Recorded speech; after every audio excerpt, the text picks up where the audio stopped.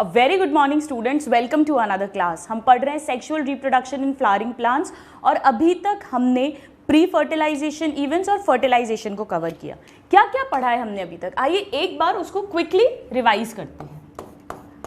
हमने reproduction in angiosperms यानी flowering plants की बात कर रहे हैं। मेल और फीमेल रिप्रोडक्टिव पार्ट के स्ट्रक्चर्स को देखा था और स्ट्रक्चर्स के बाद हमने अंडरस्टैंड किया था कि फर्टिलाइजेशन के पहले क्या क्या इवेंट्स होते हैं, यानी प्री फर्टिलाइजेशन इवेंट्स। हम बाद में इसका एक माइंड मैप, एक फ्लो चार्ट भी बनाएंगे ताकि सब कुछ एकदम क्रिस्टल क्लियर हो जाएगा और सारे क्वेश्चन सॉल्व हो जाएंगे। प्री फर्टिलाइजेशन इवेंट्स में हमने सबसे पहले पढ़ा था गैमीटोजेनेसिस, यानी गैमीट का फॉर्मेशन। ऑफ कोर्स इसके पहले स्पोर्स का फॉर्मेशन हुआ होगा, micro and mega sporogenesis followed by gametogenesis. और उसके बाद हमने पढ़ा गैमीट का ट्रांसफर, क्योंकि यहां पर फीमेल गैमीट तो नॉन मोटाइल होता ही है जनरली, बट यहां मेल गैमीट भी नॉन मोटाइल है, तो वो कैसे ट्रांसफर होता है? थ्रू पॉलिनेशन बाय विंड और वाटर और सम लिविंग ऑर्गेनिज्म। हमने इसको अच्छे से डिस्कस किया। इसके बाद पॉलिनेशन के बाद जो पोलन ग्रेन है वो स्टिग्मा पे जाएगा, अगर कंपैटिबल है तो जर्मिनेशन होगा पोलन ग्रेन का, यानी पोलन ट्यूब निकलेगी। वो पोलन ट्यूब स्टिग्मा स्टाइल से होती हुई, और याद है आपको वो चोर दरवाजा फाइनली माइक्रोपाइल के थ्रू अंदर घुसी, अंदर घुस के वो फटी और फट के उसके सारे कंटेंट्स जो हैं वो रिलीज हो गए एम्ब्रियो सैक के अंदर, और वहां पर हुआ double fertilization. So second event is fertilization. Fertilization में दो फर्टिलाइजेशंस हो रहे हैं यहां पर। नंबर 1 इज सिनगैमी, सबसे पहले यानी जाइगोट का फॉर्मेशन हुआ, डिप्लॉइड जाइगोट का, मेल और फीमेल गैमीट, जो मेन राजकुमार और राजकुमारी की शादी है। और साथ में हुआ था ट्रिपल फ्यूजन, जिसमें male gamete, second male gamete ने डिप्लॉइड या 2 फ्यूज्ड पोलर न्यूक्लियाई के साथ में फर्टिलाइजेशन किया था। और इस पूरे प्रोसेस को हम कहते हैं डबल फर्टिलाइजेशन, जो नवास्चिन ने लिलियम एंड फ्रेटिलेरिया में बताया था। आई एम श्योर आपको अब सब कुछ समझ आ रहा होगा, सब कुछ याद हो रहा होगा। सो डबल फर्टिलाइजेशन में 3 गैमीट्स इन्वॉल्व हुए, 2 मेल एंड 1 फीमेल, और 5 न्यूक्लियाई इन्वॉल्व हुए, 2 मेल गैमीट्स के, 1 फीमेल गैमीट का और 2 polar nuclei. This is double fertilization. अब स्टोरी ये बनती है कि इनकी शादी हो गई है, अब आगे इनकी मैरिड लाइफ, बच्चे होना, इनकी खुद की जनरेशन प्रोड्यूस होना। फर्टिलाइजेशन हो गया, 2 इवेंट्स हो गए हैं, अब होंगे पोस्ट फर्टिलाइजेशन इवेंट्स। पोस्ट यानी फर्टिलाइजेशन के बाद क्या होगा, इसको समझते हैं। डबल फर्टिलाइजेशन एंजियोस्पर्म्स का यूनिक कैरेक्टर है। इसका क्या मतलब है स्टूडेंट? सबसे पहले सिनगैमी होती है, सबसे पहले फर्टिलाइजेशन मेल और फीमेल गैमीट का। अगर जाइगोट बन रहा है तभी ट्रिपल फ्यूजन होगा, क्योंकि अगर जाइगोट बन रहा है तो ही एंडोस्पर्म की जरूरत है उसे फीड करने के लिए। बट मान लीजिए किसी कारण से अगर सिनगैमी फेल हो जाती है, मेल फीमेल गैमीट फर्टिलाइज नहीं करता है, तो ट्रिपल फ्यूजन भी नहीं होता, क्योंकि नेचुरली फिर एंडोस्पर्म बनने की जरूरत ही नहीं। भाई जिसको खाना खिलाना है जब वही नहीं है तो फिर खाना बनाने का क्या फायदा है? तो सबसे पहले सिनगैमी होती है, फिर ट्रिपल फ्यूजन होता है। ट्रिपल फ्यूजन ये दोनों हो गए। अब इसके बाद में क्या होगा? अब एक तो एम्ब्रियो डेवलप होगा इस जाइगोट से, और एक यहां पर एंडोस्पर्म डेवलप होगी। अब क्वेश्चन ही उठता है, ये क्वेश्चन आता है कि पहले क्या डेवलप होता है? बहुत सिंपल सी बात है, बच्चा पहले आए, न्यूबॉर्न का ह्यूमन में बर्थ होता है, उसके पहले ही नेचर ने क्या किया है? Breast milk, lactation already ready रखा है, ताकि जब न्यूबॉर्न बाहर आए तो उसको मिल्क, उसको न्यूट्रिशन, उसको फूड तैयार मिले। ऐसे ही पहले क्या बनेगा बताइए? एंडोस्पर्म। जाइगोट का डेवलपमेंट हमेशा जब थोड़ी एंडोस्पर्म बन जाती है उसके बाद शुरू होता है, और इसको रटने की कोई जरूरत नहीं है भाई, इसीलिए होता है ताकि उस डेवलपिंग जाइगोट, डेवलपिंग एम्ब्रियो को खाना तैयार मिले, राइट? सो सबसे पहला इवेंट क्या होगा? अब हम यहां पर लिख लेते हैं इसको। We are talking about post fertilization events. Serial order पूछा जाता है, और ये भी ध्यान रखिएगा, पहले सिनगैमी फिर ट्रिपल फ्यूजन, मैंने उसी ऑर्डर में लिखा है। सबसे पहले फॉर्मेशन ऑफ एंडोस्पर्म या डेवलपमेंट ऑफ एंडोस्पर्म, तो मैं यहां लिख देती हूं एंडोस्पर्म डेवलपमेंट पहले होगा, ये स्टार्ट हो जाएगा। थोड़ी थोड़ी एंडोस्पर्म न्यूट्रिटिव टिश्यू बनने लगेगा, खाना बनने लगेगा, तब जाके जाइगोट में डिवीजन स्टार्ट होते हैं और उससे बनेगा एम्ब्रियो, जो एक यंग प्लांट है, यही अगली पीढ़ी का प्लांट है। So embryo development, this will follow endosperm development. और बाद में ये जो पूरा ओव्यूल है हम समझेंगे, ये सीड में कन्वर्ट हो जाता है, जिसे बीज कहते हैं। तो उस बीज के अंदर क्या है, एंडोस्पर्म भी होगा और छोटा सा प्लांट यानी एम्ब्रियो भी होगा। सो थर्ड, इसके बाद होगा मैच्यूरेशन ऑफ ओव्यूल, क्योंकि ये सब स्ट्रक्चर, ये दोनों तो एम्ब्रियो सैक के अंदर बन रहे हैं। एम्ब्रियो सैक किसके अंदर है, ओव्यूल के अंदर है। तो पूरा ओव्यूल किस में कन्वर्ट होगा, maturation of ovule into seed. और इस सीड को प्रोटेक्शन देने के लिए, इस सीड के डिस्पर्जल में हेल्प करने के लिए एंजियोस्पर्म्स में क्या होते हैं, दे हैव फ्रूट्स। जिम्नोस्पर्म्स तक सीड्स तो बनती हैं लेकिन फ्रूट्स नहीं बनते हैं। It is a unique character.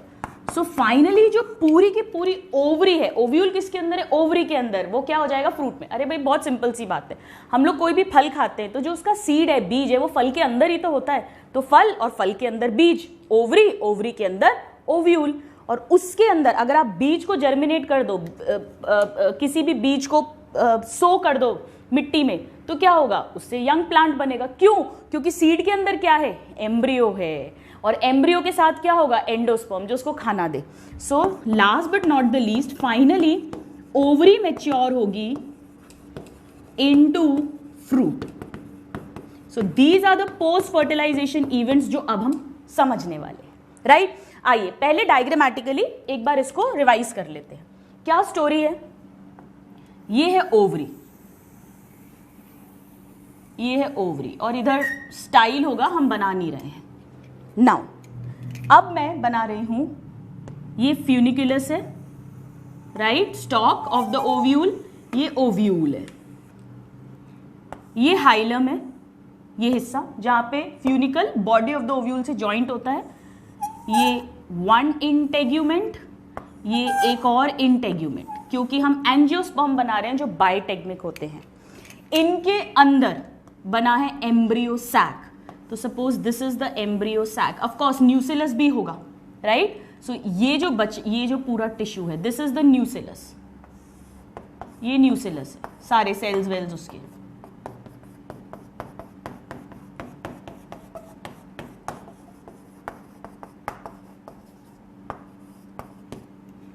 Embryo sac में ये 3 एंटीपोडल सेल्स थे जो फर्टिलाइजेशन के बाद डीजेनरेट होते हैं, मैंने आपको बताया था। ये 2 सिनर्जिड्स हैं, एक सिनर्जिड तो ऑलरेडी डीजेनरेट हो चुका है, तभी फर्टिलाइजेशन हुआ है, और एक बचा है। और यहाँ पर एग नहीं है, अब ये एग है, बट फर्टिलाइजेशन हुआ इसका मेल गैमीट से, तो ये जाइगोट बन गया है, राइट।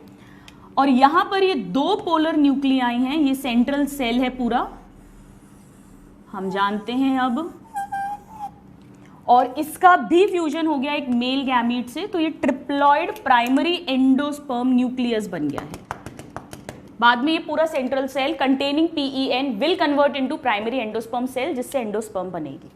अब क्या चेंजेस होते हैं आइए समझते हैं। सबसे पहले ये जो सिनर्जिड है, ये second synergid,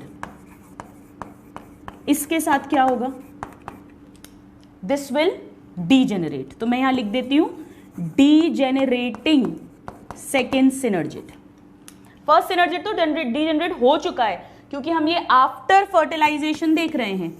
post fertilization ovary you are seeing, antipodals भी डीजेनरेट होने लगेंगे। हमने पढ़ा था फर्टिलाइजेशन के बाद एंटीपोडल्स और second synergid degenerates, antipodals, 3 antipodal cells.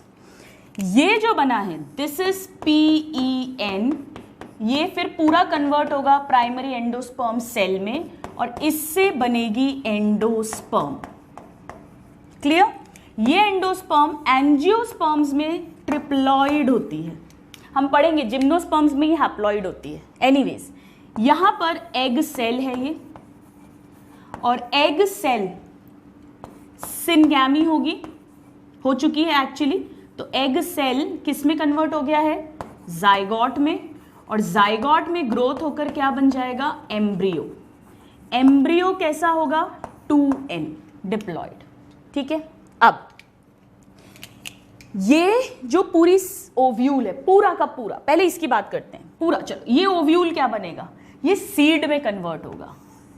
So ovule will get converted into seed, बीज में। तो ओव्यूल, बीज के अंदर एंडोस्पर्म और एम्ब्रियो है, जो कि आगे जाके फ्यूचर में प्लांट बनने वाला है। नाउ ये जो दो इंटेग्यूमेंट्स हैं, ये सीड की दीवार बनाती हैं, सीड वॉल बनाती हैं, जो बीज को प्रोटेक्ट करती हैं। अब बहुत सिंपल सी बात है, दो इंटेग्यूमेंट्स हैं, एक है आउटर इंटेग्यूमेंट और एक है इनर इंटेग्यूमेंट, अंदर वाली और बाहर वाली इंटेग्यूमेंट्स। एक पिक्चर भी है, अंदर वाली, घर वाली बाहर वाली, बहुत पुरानी, डेविड धवन की, Anil Kapoor. Anyways, outer and inner integuments. Outer integument क्या बनाएगी? Outer seed coat, outer seed coat, जिसे हम कहते हैं testa, this is called testa. और इनर इंटेग्यूमेंट क्या बनाएगी? Inner seed coat. तो सीड के दो कोटिंग्स हो गए, इसे कहते हैं टेगमेन। डायरेक्ट क्वेश्चंस है, ठीक है। तो ये सीड पूरा का पूरा, और सीड की outer seed coat testa and inner seed coat tegmen. Now ये जो हाइलम है, ये क्या होता है? आपने बीज में, सीड में देखा होगा, एक छोटा सा छेद होता है, वो तो एक्चुअली माइक्रोपाइल होता है, और एक स्कार, ऐसा एक हल्का सा कट जैसा रहता है, वो हाइलम होता है। सो ये जो माइक्रोपाइल है, ये माइक्रोपाइल ही रहता है, एक छोटा सा होल रहता है। इसी के थ्रू, हम जब सीड के बारे में पढ़ेंगे इसी चैप्टर में, इसी के थ्रू ऑक्सीजन, एयर, वो सब कुछ अंदर जाता है, वाटर, क्योंकि अभी रूट्स डेवलप नहीं हुई हैं, तो ये रूट्स के थ्रू एब्जॉर्ब नहीं कर सकते हैं वाटर, ये इसी के थ्रू एंट्री करता है, right. So this will be called micropyle only. Now ये है हाइलम। हाइलम ही रहता है, hilum will become hilum of seed, वो हल्का सा स्कार। ये है फ्यूनिक्यूलस। फ्यूनिक्यूलस जो है वो बनाता है stock of seed. Stock of seed, मैं यहां पर भी ऐसे ही लिख देती हूं, आपको कंफ्यूजन नहीं हो। ये बनाएगा हाइलम ऑफ सीड, और ये कन्वर्ट हो जाएगा माइक्रोपाइल ऑफ सीड में, माइक्रोपाइल ऑफ सीड में, राइट।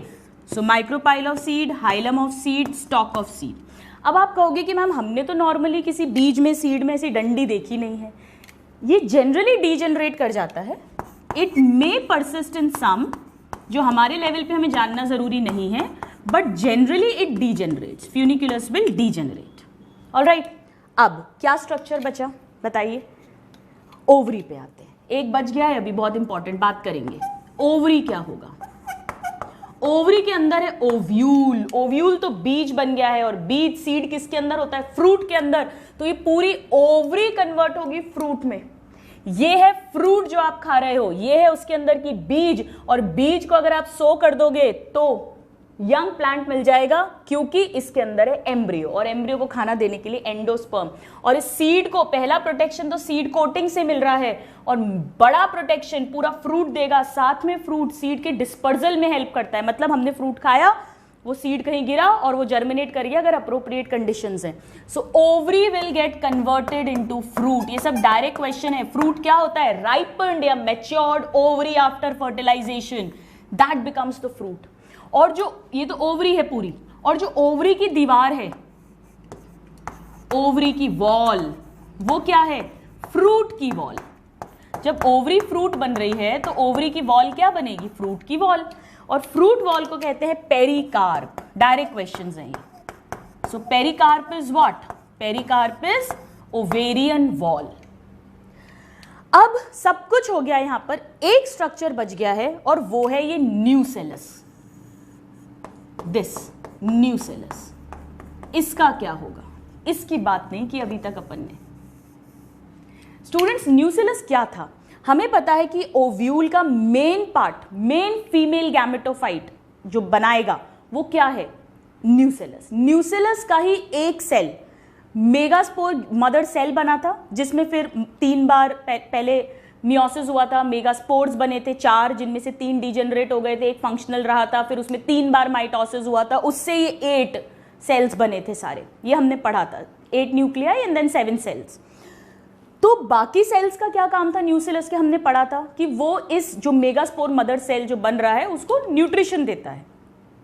ज्यादातर केसेस में वो जितना भी न्यूट्रिटिव जो भी है न्यूसेलस का पोर्शन, वो यूज्ड अप हो जाता है, वो डीजेनरेट हो जाता है। ठीक है, सो न्यूसेलस के बारे में मैं यहां अलग से लिख देती हूं, न्यूसेलस ऐसा लिखते हैं, इसकी किस्मत के बारे में लिखते हैं, फेट ऑफ न्यूसेलस। न्यूसेलस का क्या होगा? 2 फेट है, normally gets used up. Normally जब तक सीड बनेगी न्यूसेलस पूरा खत्म हो जाता है, यूज्ड अप हो जाता है, क्योंकि ये न्यूट्रिशन दे रहा है, राइट? सो यूज्ड अप। लेकिन कुछ सीड्स में न्यूसेलस सीड बनने के बाद भी कुछ पार्ट उसका बचा रहता है, परसिस्ट्स। सो या तो उसकी किस्मत यह है कि नॉर्मली तो पूरा खत्म हो जाता है, वो यूज्ड अप हो जाता है, लेकिन कभी कभी it may persist even after seed formation। Seed बन गई है स्टूडेंट, सीड बनने का मतलब ही है कि एम्ब्रियो पूरा मैच्योर हो चुका है, उसको तो एम्ब्रियो को तो एक्चुअली एंडोस्पर्म से अब मेन न्यूट्रिशन मिल रहा है, बट फिर भी न्यूसेलस जो है वो कुछ बचा रहता है थोड़ा सा। अगर ऐसी सीड है जिसमें न्यूसेलस प्रेजेंट है तो उसे पेरिस्पर्मिक सीड कहते हैं। सो सच सीड, ये डायरेक्ट क्वेश्चन है, is known as, it is called perispermic seed, right? Perispermic seed, ये डायरेक्ट क्वेश्चन आता है और इसके 2 एग्जाम्पल्स हमें रटे होने चाहिए पेरिस्पर्मिक सीड के। एक तो जो हम काली मिर्च खाते हैं वो, दैट इज ब्लैक पेपर, और एक बीट रूट जो चुकंदर होता है। दोनों याद रखना बहुत सिंपल है, दोनों ही बी से हैं, B. So beetroot and black pepper, right? So this is very important. What is perispermic seed? जिसका न्यूसेलस परसिस्टेंट रहता है। So persistent nucellus in a seed is known as, that seed is known as perispermic seed। तो ये हमने सारे events देखे। आप चाहो तो इसको एक टेबल फॉर्म में बना सकते हो, before fertilization, after fertilization. Egg will convert into zygote, finally into embryo. PEN, PEC, endosperm. Antipodals will degenerate, synergids will degenerate। Nucellus generally used up but may persist, then it is known as perispermic seed, black pepper and beetroot। Then inner integument will form inner seed coat, that is tegmen। Outer integument will form outer seed coat, that is testa। Ovule will get converted into seed। Micropyle is the micropyle of seed, hilum is the hilum of seed, funiculus is the stalk of seed, may persist but generally degenerates। पूरी की पूरी ovary will get converted into fruit and ovarian wall will get converted into fruit wall। कितने हो गए? 1 2 3 4 5 6 7 8 9 10 11 12 13।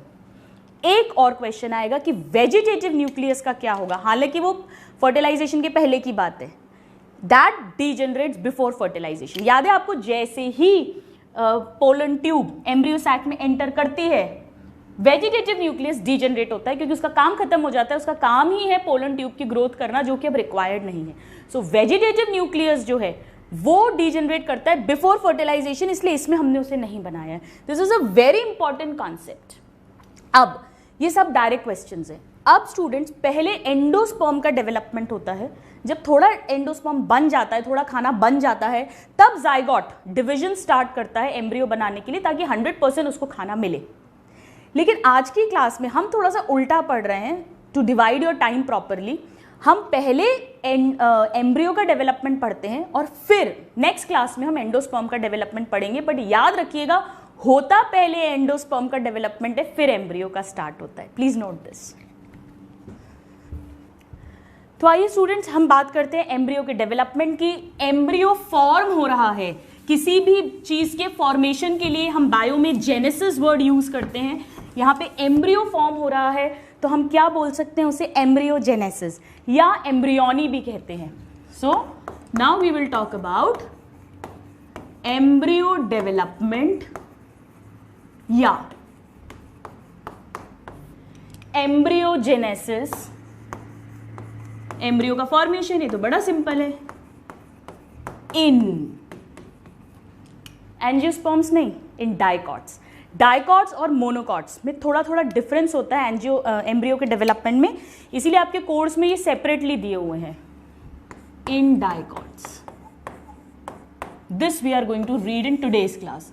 Monocots में development और endosperm का development हम नेक्स्ट क्लास में पढ़ेंगे।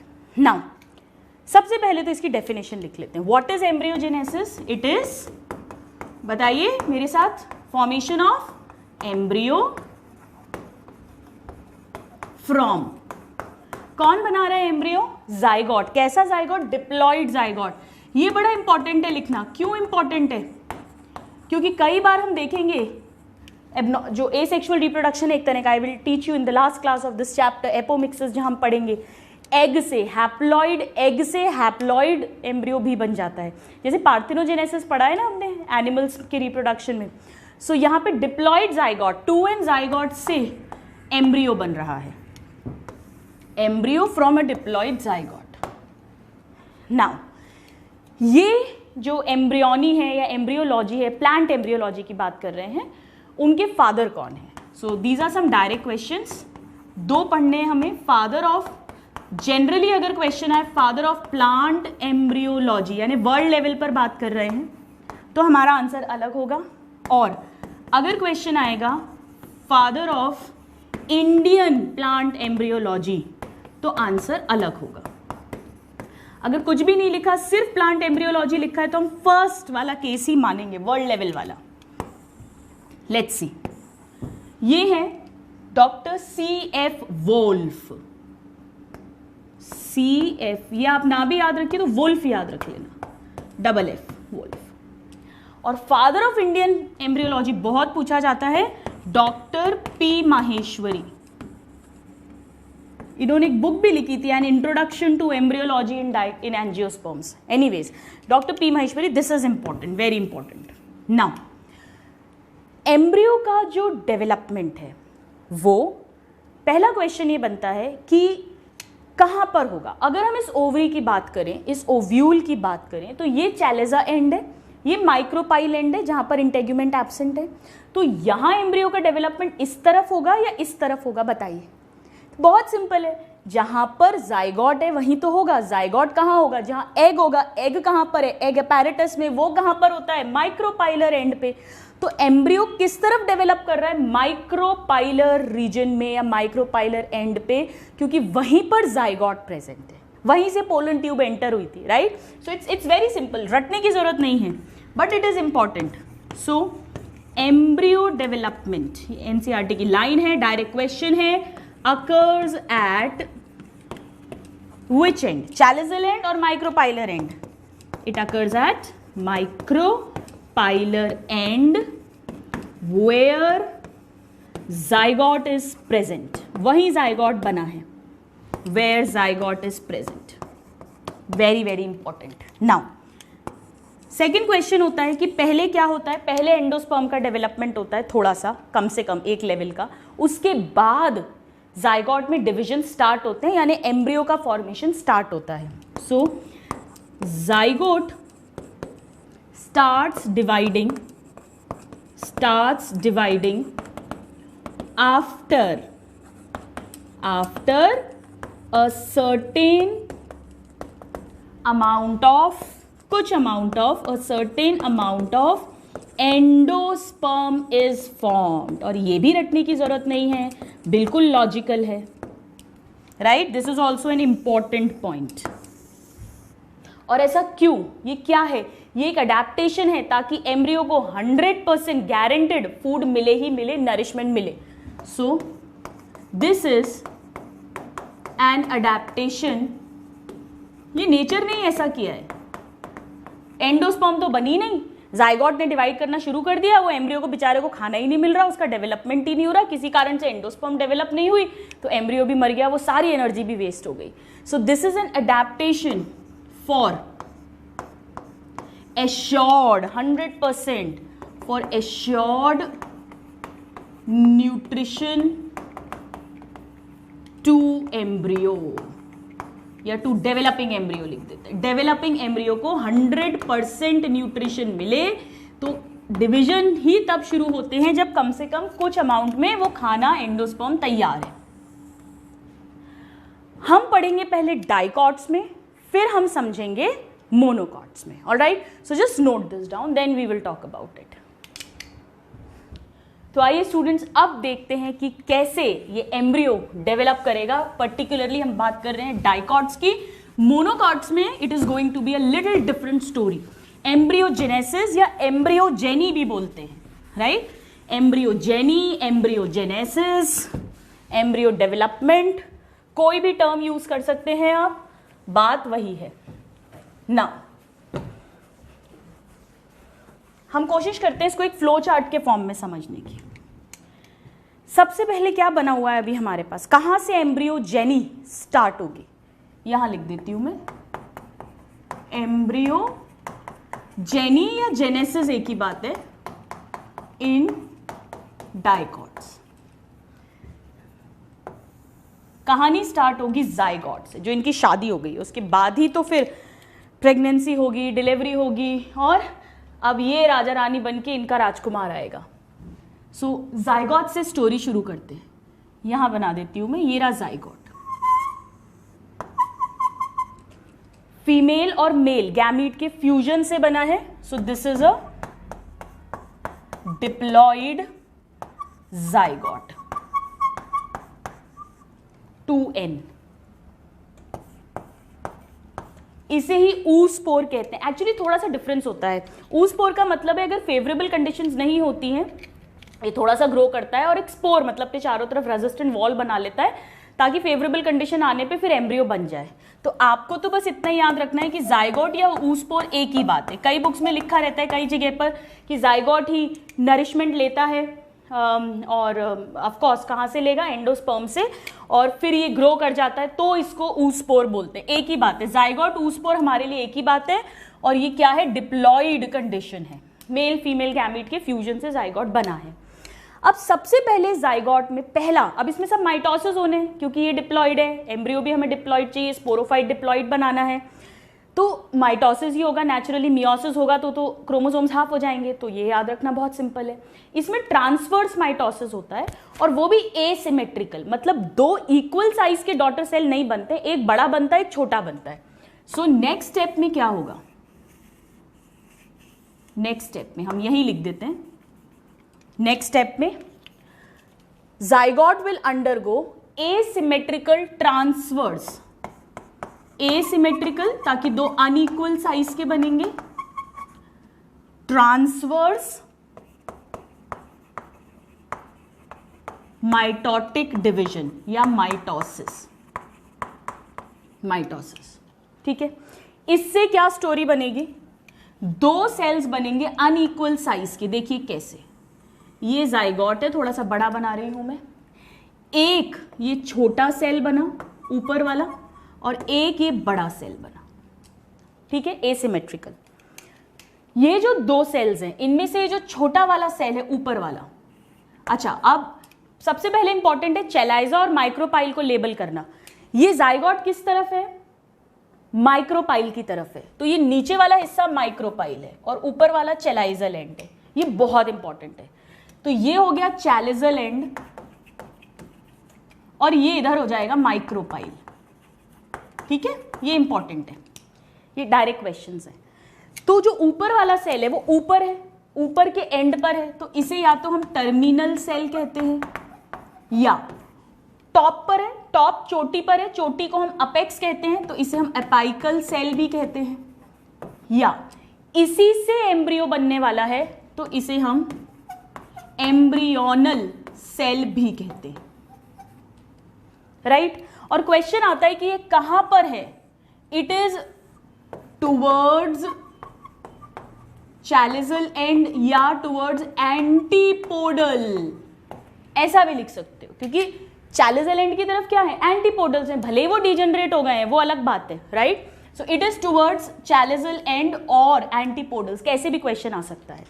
ये स्मॉलर है, this is the smaller cell, और जो नीचे वाला, ये नीचे है, बेस पर है, तो हम इसे क्या कह सकते हैं, बेसल सेल। और ये सस्पेंसर बनाएगा, क्या होता है अभी हम पढ़ते हैं, सो इसे सस्पेंसर सेल भी कहते हैं। ये बड़ा है, सो दिस इज लार्जर, दोनों में से ये भी क्वेश्चन है, और ये है टुवर्ड्स माइक्रोपाइलर एंड, ठीक है। ये दो सेल्स बन गए, एक बड़ा एक छोटा, this is 1 and this is 2। अब क्या होगा, अब ये ट्रांसवर्स डिवीजन हुआ है, मैं काम करती हूं, मैं इनको अलग कलर से बना लेती हूं ऐसा, ताकि आपको कंफ्यूजन ना रहे। इसे हम पिंक से बना देते हैं, पिंक ही इसका न्यूक्लियस कर देते हैं, और ये ऊपर येलो से है basal cell, sorry terminal cell. Now what will happen, अब सारे डिवीजन साइमल्टेनियस चल रहे हैं, लेकिन हम एक एक करके समझने के लिए पढ़ते हैं। पहले हम देखते हैं इस बेसल सेल में क्या क्या होगा, फिर हम देखेंगे टर्मिनल सेल कैसे एम्ब्रियो बनाएगा, बट ये सब डिवीजन साइमल्टेनियस हैं। सो लेट मी राइट हियर, अब हम नेक्स्ट स्टेप पे जा रहे हैं।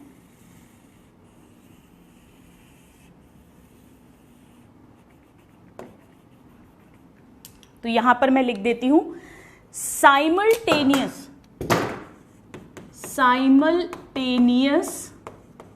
divisions, of course mitotic divisions in both cells। तो आपको कंफ्यूजन नहीं होना चाहिए, दोनों सेल्स में स्टूडेंट्स एक साथ ही डिविजन्स हो रहे हैं, right. Now what will happen, हम पढ़ने के लिए पहले बेसल सेल समझते हैं इसमें क्या होगा। तो मैं इसी स्ट्रक्चर को दोबारा से बना रही हूं, सेम स्ट्रक्चर को एक बार फिर बना रही हूं। ये है टर्मिनल सेल, और ये बड़ा, थोड़ा बड़ा basal cell, like this. Now basal cell में माइटोटिक डिविजन्स होंगे ट्रांसवर्स ही, और बहुत सारे होंगे, तो करीब 6 से 10 सेल्स बन जाते हैं। So what will happen now, इस बेसल सेल की बात कर रहे हैं, बेसल सेल, इसे ही सस्पेंसर सेल कहते हैं। इसमें क्या हुए,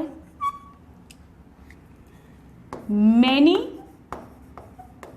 ट्रांसवर्स डिविजन्स, सब माइटोसिस है डिविजन्स, और उससे क्या होगा, there will be formation of suspensor.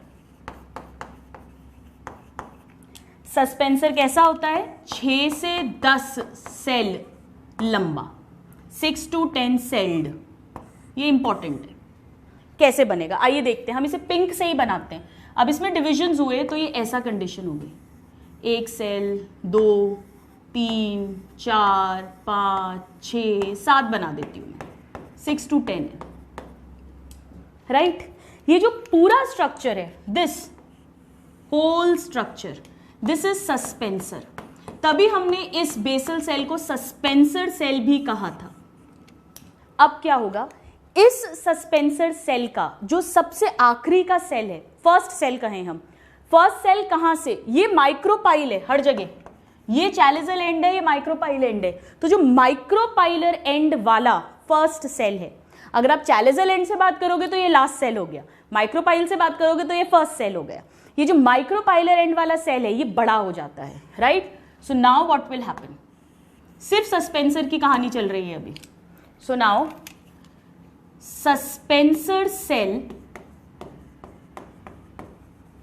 Eight micropyle enlarges, और जब ये एनलार्ज होगा तो इससे फॉर्म होगा एक बड़ा सा सेल जिसे कहते हैं हॉस्ट्रियल सेल। अभी इसका फंक्शन समझ में आएगा तो आपको बहुत मजे आएंगे। तो अब स्टोरी कैसी हो गई है, ये 1 2 हमने 7 बनाए थे ना, तो ये 6 तो नॉर्मल बना दिए मैंने ट्रांसवर्स माइटोसिस से, बट एक बड़ा हो गया ऐसा, ये like this. This is the hostreal cell, right? This is the hostreal cell. Now, ये जो सस्पेंसर है इसका क्या काम है? देखिए इसके ऊपर क्या है, टर्मिनल सेल है, वो टर्मिनल सेल एम्ब्रियो बनाएगा, ठीक है, थोड़ा सा इमेजिन करिए, और चारों तरफ क्या बन रही है, ऊपर एंडोस्पर्म बन रही है, क्योंकि क्या स्टोरी हुई थी, जैसे ये एम्ब्रियो सैक था, यहां पर ये जाइगोट बना है, यहां पर ये PEN और फिर ये सेंट्रल सेल है पूरा जो एंडोस्पर्म बनाएगा, यहां ये देखो ये तो एम्ब्रियो बनेगा, ये नीचे माइक्रोपाइल की तरफ सस्पेंसर बन रहा है और ये सारी एंडोस्पर्म है, ठीक है।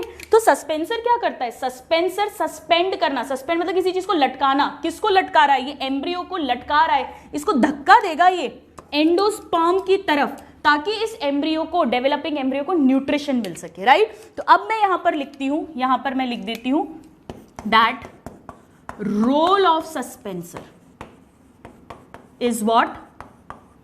Let us write. It pushes developing embryo towards endosperm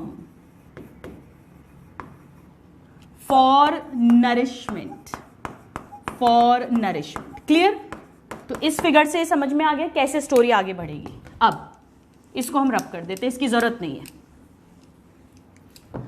तो हॉस्ट्रियल सेल क्या है या हॉस्ट्रिया क्या है, सस्पेंसर तो पूरा 6 से 10 सेल का जो लॉन्ग स्ट्रक्चर बना है, बेसल सेल में ट्रांसवर्स माइटोटिक डिवीजन से, उसी का जो माइक्रोपाइलर एंड वाला सेल है वही हॉस्ट्रिया बन गया। काम वही है, न्यूट्रिशन देना कुल मिला के सबको। यहां से बड़ा हो गया है, प्रेशर पड़ेगा, ये और धक्का देगा एंडोस्पर्म में ताकि अच्छे से उसको न्यूट्रिशन मिले, जो एम्ब्रियो है। इसी का जो पहला सेल है सस्पेंसर का, पहला या आखिरी, पहला कहां से है, चैलेजल एंड की तरफ से, आखिरी कहां से, माइक्रोपाइलर। तो कई बुक्स में इसको पहला सेल और इसको आखिरी सेल मानते हैं, सारी स्टोरी माइक्रोपाइल से पढ़ते हैं, इसलिए आप कंफ्यूज मत होना। माइक्रोपाइल एंड वाला हॉस्ट्रिया है और ये वाला जो सेल है इसे कहते हैं हाइपोफाइसिस। क्या मतलब है हाइपोफाइसिस, क्या है, सस्पेंसर सेल टुवर्ड्स चैलाइजा या चैलेजल एंड, एक ही बात है। या हम ये भी बोल सकते हैं इसके बाद सीधे क्या आ जाएगा, ट्रांसवर्स सेल जो एम्ब्रियो बना रहा है, पहले प्रो एम्ब्रियो बोलते हैं। So you can also say that it is close to pro embryo. अभी हम देखते हैं, राइट उस वाले सेल को कहते हैं हाइपोफाइसिस। क्या फंक्शन है अभी समझ आ जाएगा। अब दूसरी तरफ कहानी क्या चल रही है, साइमल्टेनियस हो रहा है। ये है हमारा टर्मिनल सेल या अपाइकल सेल या एम्ब्रियोनल सेल जो चैलाइजल एंड की तरफ बन रहा है। So let us right this is, suppose मैं लिखती हूं टर्मिनल सेल। इस टर्मिनल सेल में पहले एक लॉन्गिट्यूडिनल माइटोसिस होगा, एक और लॉन्गिट्यूडिनल माइटोसिस होगा उसके 90 डिग्री पे, और फिर एक ट्रांसवर्स माइटोसिस होगा। तो एक माइटोसिस से 2 सेल बने, एक और माइटोसिस से 2 और यानी 4 सेल बने, और एक ट्रांसवर्स से 8 सेल बने। क्लियर। हम इसको बनाते हैं, कैसे बनेगा देखो। पहले 2 माइटोटिक, 2 लॉन्गिट्यूडिनल या वर्टिकल भी लिख सकते हो आप, माइटोसिस। कैसी कंडीशन बनेगी, इसके ऊपर बना रहे हैं येलो कलर से, 4 सेल्स बन गए हैं, 4 लाइक दिस। पहले 2 बनेगा फिर 4 बनेगा, इसे कहते हैं, ये 4 सेल्स हैं तो क्वाड्रेंट कह सकते हैं, क्वाड्रा मतलब 4, क्वाड्रेंट, और इसे प्रो एम्ब्रियो कह रहे हैं। अभी यही आगे एम्ब्रियो बनेगा। सो this is what this is pro embryo quadrant. तो प्रो एम्ब्रियो क्वाड्रेंट कैसे बना है? टर्मिनल सेल में 2 वर्टिकल या लॉन्गिट्यूडिनल माइटोसिस से। अब इसमें होगा ट्रांसवर्स माइटोसिस इस क्वाड्रेंट में। सो 1 ट्रांसवर्स माइटोसिस। कितने सेल्स बनेंगे? 8 सेल्स बनेंगे। कैसे बनेगा? ये बन गया,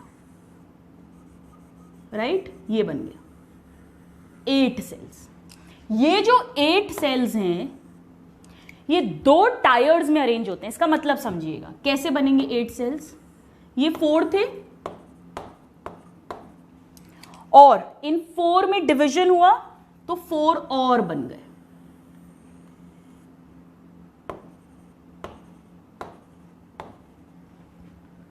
ठीक है, तो टोटल कितने बने? 8 बने। मैं थोड़ा सा इसको क्लियरली बना देती हूं, रुकिए।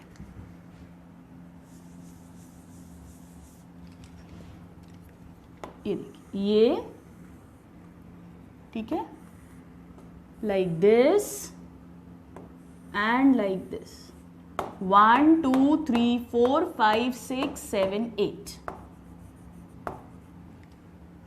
राइट? 8 है तो इसे हम क्या कह सकते हैं? ऑक्टांट। ये बना हमारा pro embryo octant. Pro embryo octant. अब मैं यहां पर लिखती हूं दैट जो टर्मिनल सेल है, एक्चुअली क्या स्टोरी हुई अभी तक, जो टर्मिनल सेल है उसमें 2 लॉन्गिट्यूडिनल या वर्टिकल, एक ही बात है, 2 longitudinal plus 1 transverse, total 3 mitosis हुए हैं। माइटोटिक या माइटोसिस के बाद में बना है जाकर प्रो एम्ब्रियो ऑक्टांट, राइट? तो ये क्वेश्चन आता है, टर्मिनल सेल में 2 वर्टिकल एंड 1 ट्रांसवर्स माइटोसिस के बाद में ये बना है। अब यहां पर जो ऑक्टांट है, it is arranged in 2 tiers, right? So let me write here, this octant is arranged in 2 tiers. कैसे समझिएगा, मैं सेम डायग्राम को क्लैरिटी के लिए वापस से नीचे बना रही हूं, ठीक है? समझिएगा। पहले ऑक्टांट पे फोकस करते हैं। ये है ऑक्टांट, ये 4 sales, 5 6 7 8, 1 2 3 4 5 6 7 8. This is pro embryo octant. 2 tyres हैं, देखो, एक तो ये 4 सेल्स हो गए और एक ये वाले 4 सेल्स हो गए। तो ये जो ऊपर वाला है 4 सेल्स, अपर टायर जो है, इसे कहते हैं एपीबेसल टायर, राइट? तो एक काम करते हैं, इसको इस तरफ बनाते हैं, हमारा स्पेस वेस्ट नहीं होगा। ये जो 4 है, दिस इज अपर या एपीबेसल। एपी का मतलब ही होता है ऊपर, सो दिस इज एपीबेसल टायर। ये क्या है? 4 अपर सेल्स ऑफ प्रो एम्ब्रियो ऑक्टांट। और जो नीचे वाले ये 4 हैं, इन्हें क्या बोल दोगे? एक अगर एपीबेसल कह रहे हो आप, तो एक क्या कहोगे? Hypobasal. So this is hypo का मतलब नीचे वाले, hypobasal tyre.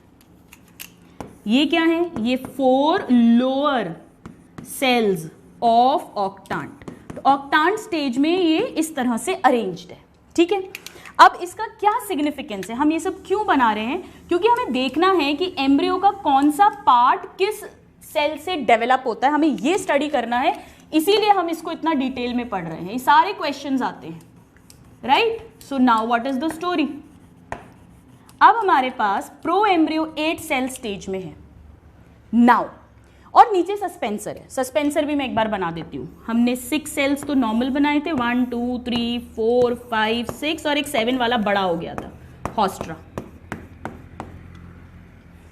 So this is the हॉस्ट्रा या हॉस्ट्रियल सेल, पूरा का पूरा ये सस्पेंसर है, और इस सस्पेंसर में जो पहला सेल था इसे हमने क्या नाम दिया था, यहां देखिए हाइपोफाइसिस, जो हाइपोबेसल टायर के नीचे सस्पेंसर सेल है, हाइपोफाइसिस। क्लियर? नाउ ये जो एपीबेसल 4 सेल्स हैं, इनमें फिर बहुत सारे और डिविजन्स होंगे, ये बनाएंगे आगे जाकर प्लिम्यूल, जो शूट टिप शूट बनाएगा, और 2 कॉटिलिडन्स, क्योंकि हम डाइकॉट्स की बात कर रहे हैं, ये डायरेक्ट क्वेश्चन है। तो एपीबेसल जो टायर है वहां से क्या क्या बनेगा, प्लिम्यूल एंड 2 कॉटिलिडॉन्स, बहुत इंपॉर्टेंट है। These will be formed by epibasal tier, इन 4 ऊपर वाले सेल से। जो ये नीचे वाला सेल है ये मोस्ट ऑफ द रेडिकल बनाएगा और एक हाइपोकोटाइल बनाएगा। हम देखेंगे कॉटिलिडन के नीचे वाला जो पार्ट होता है that. So this will form hypocotyl and most of radical, और रेडिकल से फिर आगे जाके रूट बनेगी, मोस्ट ऑफ इट। क्लियर? ये सब डायरेक्ट क्वेश्चन मैं वापस बार बार बोल रही हूं, ये हाइपोबेसल टायर से बनते हैं। तो ये सब कुछ इस प्रो एम्ब्रियो ऑक्टांट से ओवरऑल बन गया। और ये जो हाइपोफाइसिस है, सस्पेंसर का ये सबसे ऊपर वाला सेल या चैलेजल एंड वाला सेल या प्रो एम्ब्रियो के बगल वाला सेल, यहां से रूट की टिप, रूट कैप वो बनता है।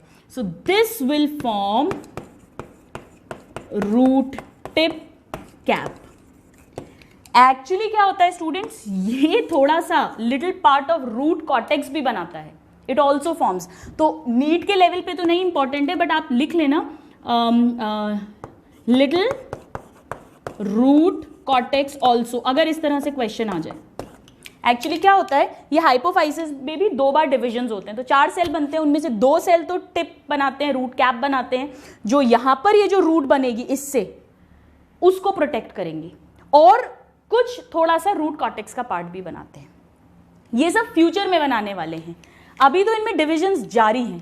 अब क्या स्टोरी होगी इसके बाद में, नाउ अब इस सस्पेंसर में कोई चेंज नहीं होने वाला, ये तो छोटे होते जाएंगे बाकी सेल्स, क्योंकि ये लगातार पुश करते जा रहे हैं एंडोस्पर्म में। जब प्रॉपर पुश हो जाएगा तो ये बिल्कुल छोटे रह जाते हैं। तो अब जब हम एम्ब्रियो बनाएंगे तो ये बड़ा होता जाएगा और ये हिस्सा छोटा होता जाएगा। अब यहां पर पेरिक्लाइनल डिविजन्स होते हैं, पेरीफेरी माइटोटिक डिविजन्स ही हैं, जिससे कि बहुत सारी लेयर्स बन जाएं। सो नाउ इस प्रो एम्ब्रियो ऑक्टांट में होगा periclinal divisions. So periclinal divisions in proembryo, of course octant। कैसी सिचुएशन बनेगी, आइए बनाते हैं। So, अब हम एक काम करते हैं, हम इसे हटा देते हैं, राइट, रोल ऑफ सस्पेंसर को, इसकी जरूरत नहीं है अभी, तो इसको हटा देते हैं। किस तरह से दिखेगा अब हमें ये, सस्पेंसर छोटा हो जाएगा, एम्ब्रियो बड़ा होगा। येलो से ही बना रहे हैं, ये बना दिया, और बहुत सारे सेल्स हैं इसमें, पेरिक्लाइनल डिविजन्स हो रहे हैं इस तरह से, और भी सेल्स बन जाएंगे लाइक दिस। ठीक है,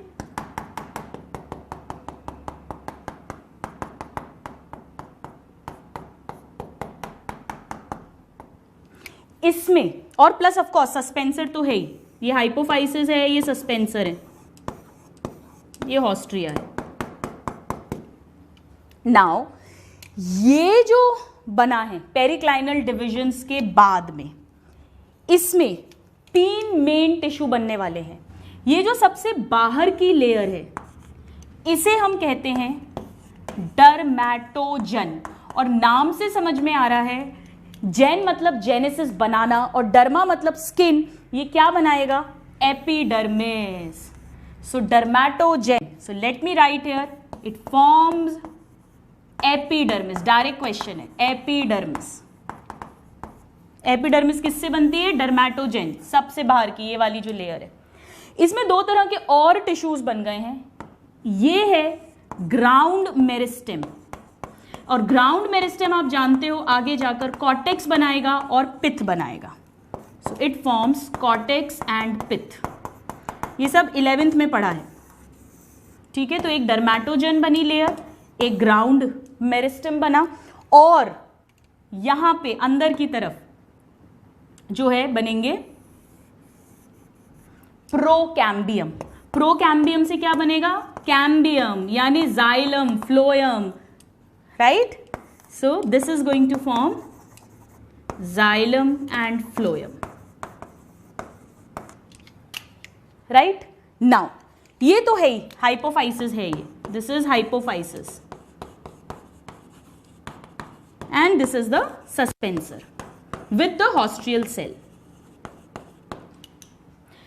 इस स्टेज पे अगर आप एम्ब्रियो को देखो, सिर्फ एम्ब्रियो की बात करें, सस्पेंसर छोटा होता जा रहा है, इसका शेप कैसा है? बॉल जैसा, गोल गोल। इसे हम कहते हैं globular embryo stage. So what is this stage? Now I am writing, this is, late us right, ये जो स्टेज मैंने बनाई है ये है गोल गोल, यानी ग्लोब जैसा, globular embryo, globular embryo. Now इसमें अब और लगातार डिविजन्स होते जा रहे हैं। अब क्या होता है स्टूडेंट्स, ध्यान दीजिएगा, नीचे वाले सेल्स जो हैं वो तो हाइपो कोटाइल और रेडिकल बनाने में लग जाएंगे, ऊपर वाले जो सेल्स हैं वो प्लिम्यूल और कॉटिलिडन्स बनाने में लग जाएंगे, हाइपोफाइसिस जो है वो रूट कैप, रूट टिप बनाने में लग जाएंगे, लगातार डिवाइड होते रहेंगे। अब क्या होता है कि जो कोटाइल्स, जो कॉटिलिडन्स बनते हैं वो दो बनेंगे दोनों तरफ सींगों जैसे, और उनकी उन वाले सेल्स में डिविजन्स जल्दी होते हैं, ग्रोथ ज़्यादा होती है, डिविजन्स जल्दी होते हैं, तो वो ज़्यादा डेवलप कर जाएंगे बजाय अदर पार्ट्स के। तो क्या होगा, यहाँ एक कॉटिलिडन बन रहा है, यहाँ एक कॉटिलिडन बन रहा है, इनकी ग्रोथ, रिप्रोडक्शन, मतलब मल्टीप्लिकेशन सब फास्ट है, जबकि जो बीच में जो प्लिम्यूल बन रहा है, ऊपर में क्या बन रहा है, बीच में प्लिम्यूल, दोनों तरफ कॉटिलिडन्स, तो क्या होगा, प्लिम्यूल तो छोटा रह जाएगा और कॉटिलिडन्स ऐसे निकल जाएंगे, क्लियर। और नीचे तो ऑफ कोर्स रेडिकल वगैरह बन ही रहा है। तो कैसी स्टोरी होगी अब इसके बाद में, लगातार डिविजन्स हो रहे हैं but more in the cotyledon part. तो अब यही एम्ब्रियो हमें कैसा दिखने लग जाएगा, समझिएगा, ऐसा, राइट। ये सब सेल्स हैं, अब मैं डिटेल नहीं बना रही हूं इसकी, ये सारे सेल्स हैं अलग अलग, नीचे डेवलप हो रहे हैं हाइपोकोटाइल, रेडिकल, राइट। ये सस्पेंसर छोटा सा हो गया है, इससे रूट टिप डेवलप हो रही है, तो इसको भी थोड़ा सा भर देते हैं इस तरह से, ये रूट टिप में लगा हुआ है बेचारा बनाने में। ये सब रेडिकल हाइपोकोटाइल बना रहे हैं, ऊपर ये प्लिम्यूल बन रहा है बीच में, लेकिन कॉटिलिडन्स देखो पेरी पेरी में ज्यादा ग्रोथ हो रही है, तो अब शेप गोल नहीं रहेगा भाई। अगर कोई गोल चीज है और आप उसको दो तरफ से खींचो तो वो कैसा हो जाएगा, कुछ ऐसे शेप तो हो जाएगा, बीच में गड्ढा सा हो जाएगा और साइड में थोड़ा उभार हो जाएगा। तो ये कैसा लग रहा है, ये लग रहा है हमारे दिल की तरह। तो एम्ब्रियो पहले ग्लोब्यूलर शेप का होता है, लेकिन कॉटिलिडन्स की एक्स्ट्रा ग्रोथ, फास्टर ग्रोथ के कारण से अब यही एम्ब्रियो कैसा बन गया, हार्ट शेप। तो ग्लोब्यूलर स्टेज के बाद आती है heart stage. So this is the heart shaped embryo, right, because of difference in the growth of cotyledons and the other parts, उसके कारण से ये ऐसा बना है, right। अब क्या होगा, cotyledons और ग्रो करेंगे, right, तो ये और ग्रो करेगा, ये और धंसता जाएगा। सो नेक्स्ट कंडीशन कैसी बन जाएगी, देखें इस तरह से,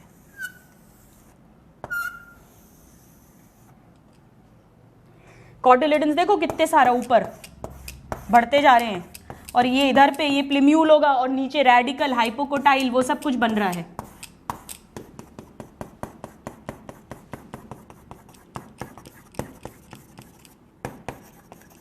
ये सारे सेल्स हैं, हम ऐसे ही बनाते हैं, राइट। और ऑफ कोर्स नीचे सस्पेंसर है, ये तो रूट टिप बन रही है, इधर सेल्स लगातार डिवाइड हो रहे हैं, और सस्पेंसर तो बेचारा बिल्कुल छोटा सा हो गया है, ये इसका हॉस्ट्रियल सेल है।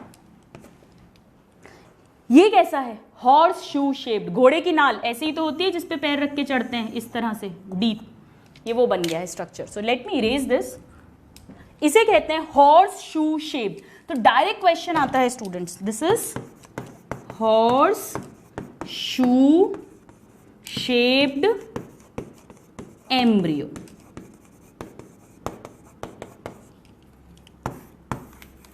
तो एम्ब्रियो में सबसे पहले क्या बनी थी हमारी? ये क्या है? 2 सेल स्टेज, राइट। इसके बाद में क्या बना? यहां देखिए क्वाड्रेंट, 2 सेल के बाद में क्वाड्रेंट बना, क्वाड्रेंट के बाद में ऑक्टांट बना, ऑक्टांट के बाद में ग्लोब्यूलर बना, ग्लोब्यूलर के बाद में हार्ट शेप बना, और हार्ट शेप के बाद में हॉर्स शू शेप बना, और हॉर्स शू शेप के बाद में अब फाइनली ये बनाएगा मैच्योर एम्ब्रियो। कई जगह पे पहले टॉर्पेडो शेप आता है फिर मैच्योर आता है, कई जगह पे मैच्योर को ही टॉर्पेडो लिखते हैं। एक्चुअली मैच्योर एम्ब्रियो और टॉर्पेडो ऑलमोस्ट सेम शेप होता है, आप बीच में एक स्टेज बना भी सकते हो या मैच्योर को ही टॉर्पेडो लिख सकते हो, it is one and the same thing almost. Alright, तो just note this down and then we will talk about it. So now students, it will assume a typical mature embryo shape, and what is that? So अब हम आगे बनाते हैं। Finally it will be converted into typical or mature या torpedo embryo। और ये किसका embryo है? डाइकॉट का। मोनोकॉट्स का डिफरेंट होता है शेप, तो मैं डाइकॉट लिख देती हूं। कैसा दिखेगा ये लगातार ग्रो कर रहे हैं कॉटिलिडन्स, और इनको जगह चाहिए ग्रो करने के लिए। चारों तरफ एंडोस्पर्म है जिससे इनको न्यूट्रिशन मिल रहा है, और धीरे धीरे वो एंडोस्पर्म कंज्यूम हो रहा है। इसीलिए कुछ सीड्स ऐसी होती हैं जिनमें एंडोस्पर्म खत्म हो जाता है जब तक सीड बनती है, और कुछ ऐसी होती हैं जिनमें एंडोस्पर्म रह जाती है। 2 तरह की सीड्स होती हैं, बाद में पढ़ेंगे।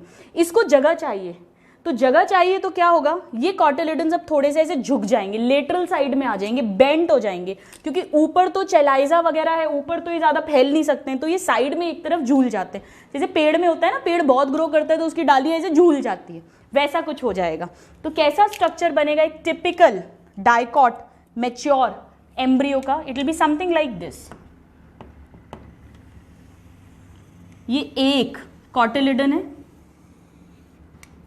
झूल गया है, ये बीच में प्लिम्यूल है, ये एक और कॉटिलिडन है लाइक दिस।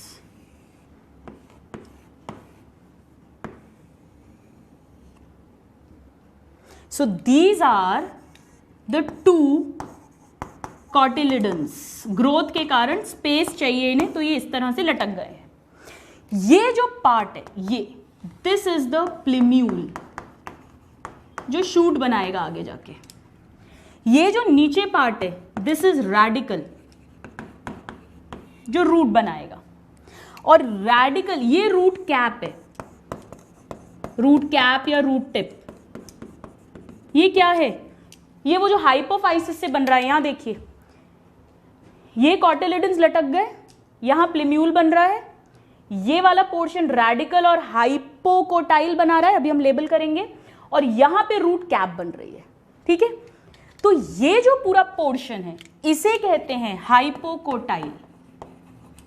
मतलब बहुत सिंपल सी बात है, हाइपो मतलब बिलो, कोटाइल मतलब कॉटिलिडन।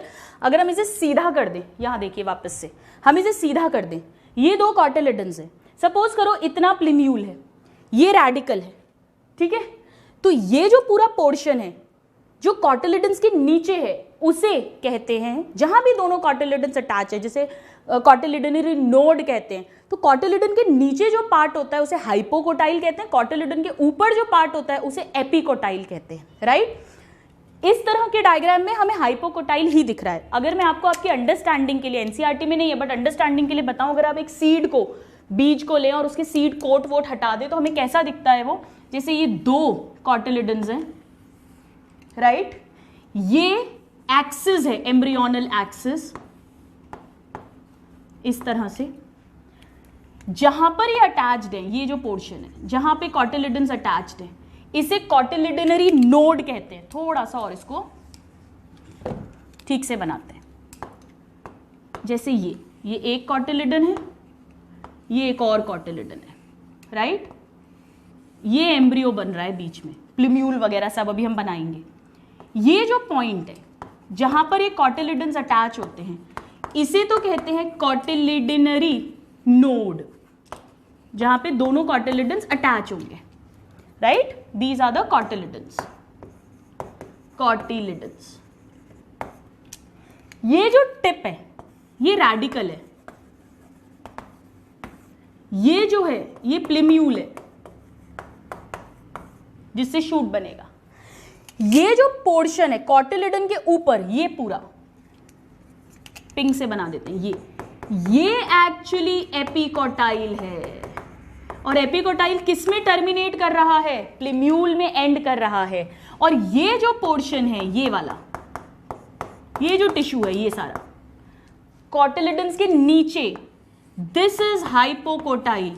और हाइपोकोटाइल किस में एंड कर रहा है? रेडिकल में। तो हाइपोकोटाइल और रेडिकल, तो वो चार नीचे वाले जो हाइपोबेसल के सेल्स थे, टायर था, वो बनाएंगे।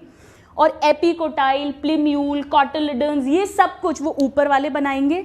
और इस रूट की ये जो कैप है या टिप है, this is the root cap, ये वो हाइपोफाइसिस, सस्पेंसर का ऊपर वाला जो सेल है वो बनाता है।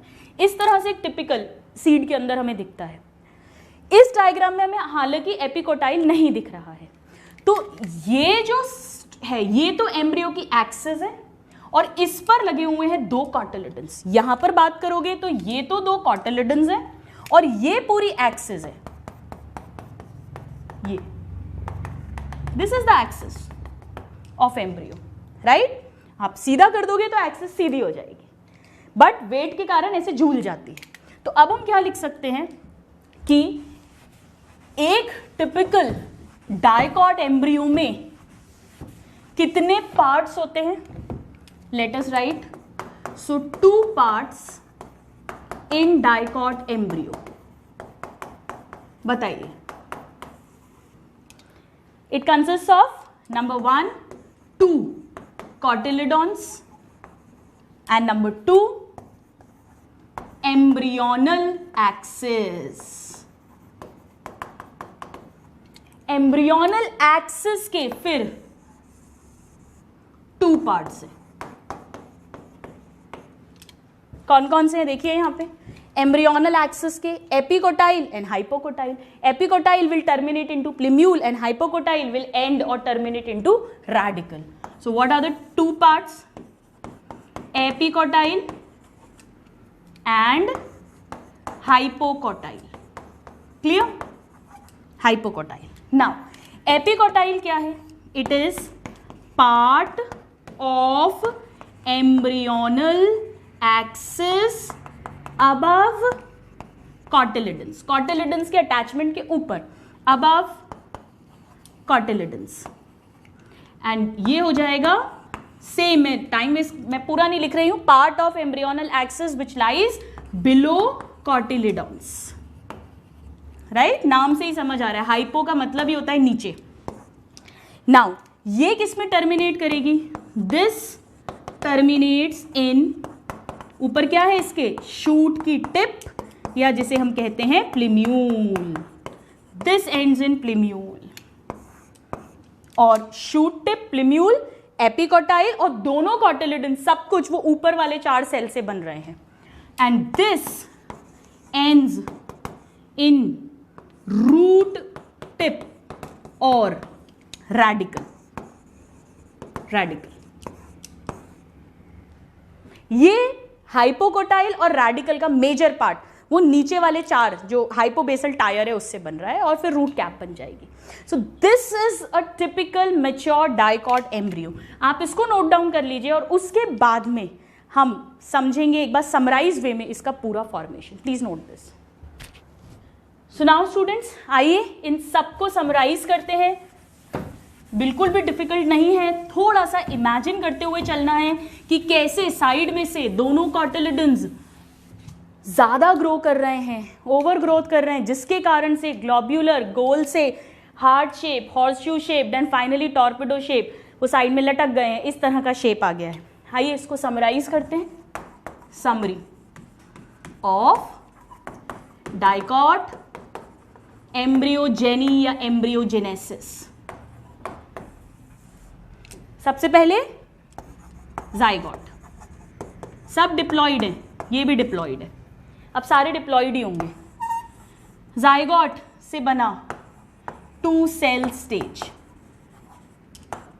ऊपर चेलाइजल एंड की तरफ टर्मिनल सेल, मैं सी लिख देती हूं, और बेसल सेल या सस्पेंसर सेल माइक्रोपाइल की तरफ। नाउ ये तो जाइगोट की 2 सेल स्टेज है, इसके बाद सस्पेंसर बन जाएगा इस बेसल सेल से,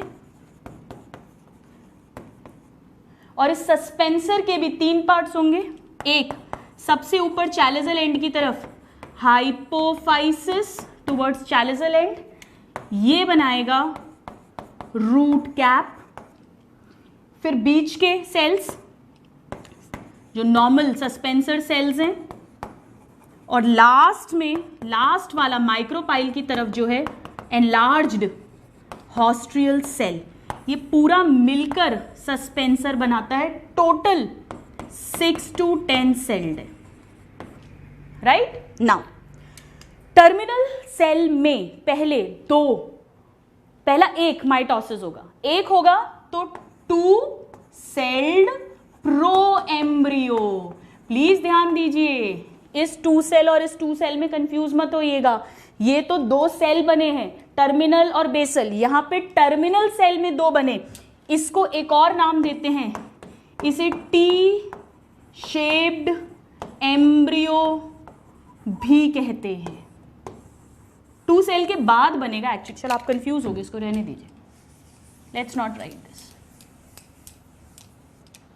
सो 2 सेल, एक वर्टिकल माइटोसिस हुआ है, 1 longitudinal mitosis in terminal, 2 cell pro embryo बना। अब again 1 longitudinal mitosis, same terminal cell की कहानी चल रही है, बेसल तो खत्म हुई हो गई है कहानी, तो बना 4 सेल जिसे हम कहते हैं प्रो एम्ब्रियो क्वाड्रेंट।